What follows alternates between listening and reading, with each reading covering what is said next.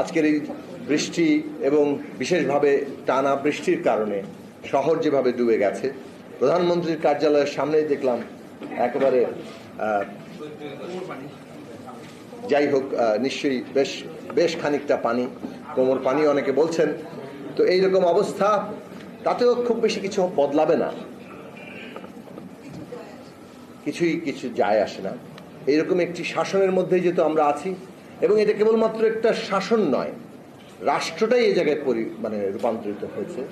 রাষ্ট্রটাই জনগণের একটা বিরুদ্ধে অবস্থান নিয়েছে যে তাকে দমন করে শাসন করে এই রাষ্ট্র লুট করবে, এই রাষ্ট্র তাদের দাপট দেখাবে, এবং এইটাই তাদের কাজ, এটাকেই তারা চিরস্থায়ী করতে চায়।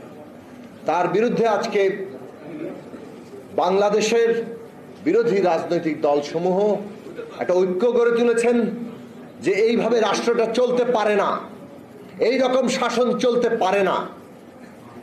আগামীর বাংলাদেশ এই শাসন উৎখাত করে একটা গণতান্ত্রিক বাংলাদেশ হবে, এবং সেই গণতান্ত্রিক বাংলাদেশের রূপরেখা 31 দফা। আমরা কেবলমাত্র আশা দিয়ে একটা স্লোগান দিয়ে এটা শেষ করিনি, কিভাবে আগামী বাংলাদেশ হবে সেইটাও পরিষ্কার করে বলা হয়েছে। আওয়ামী লীগ যে রাজনৈতিক দল হিসেবে ফ্যাসিস্ট গণবিরোধী একটা জায়গায় পরিপূর্ণভাবে নিমজ্জিত হয়েছে, সেটা খুব পরিষ্কার। বাংলাদেশে গণতান্ত্রিক ব্যবস্থা নির্মাণের ক্ষেত্রে তাদের কোনো প্রস্তাব নেই। তাদের প্রস্তাব হচ্ছে এই জমিদারি, এই ফ্যাসিস্ট বন্দোবস্ত এটাই চলতে থাকবে, এটাই চিরস্থায়ী হবে। কাজেই বাংলাদেশের মানুষের কাছে নতুন করে আমাদের এই ডাক নিয়ে যেতে হবে, জাগ্রত করতে হবে।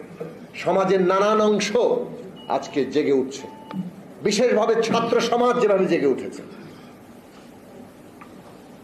শিক্ষকরা পর্যন্ত আন্দোলন করছে।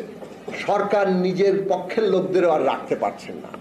এই ফ্যাসিস্ট শাসন সমাজের সমস্ত অংশের তাদের অধিকার, তাদের মর্যাদা, তাদের সবকিছু কেড়ে নিচ্ছে। এই লড়াইগুলো আরো জোরদার হবে। ওবায়দুল কাদের সাহেব বলছেন ছাত্ররা নাকি আদালতের মুখোমুখি দাঁড়িয়ে যাচ্ছে।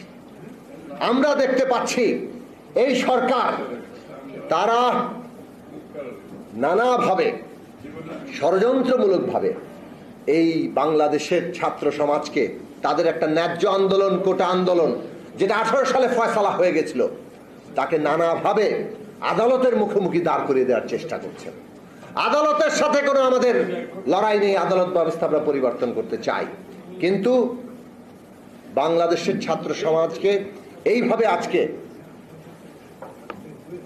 তাদেরকে বঞ্চিত করা, তাদের সাথে প্রতারণা করার কোনো চেষ্টা যাতে সরকার না করেন, সেই সতর্কতা থাকতে হবে। আজকে বাংলাদেশের মানুষ বেগম খালেদা জিয়ার মুক্তির জন্য কথা বলছেন। আজকে তিনি ভীষণভাবে অসুস্থ, তার চিকিৎসার জন্য বাংলাদেশের মানুষ দাবি করছে একজন রাজনৈতিক বন্দী, তাকে রাজনৈতিক হয়রানির উদ্দেশ্যে বন্দী করে রাখা হয়েছে, শাস্তি দেওয়া হয়েছে, কিন্তু একজন বন্দীরও চিকিৎসা পাওয়ার অধিকার আছে।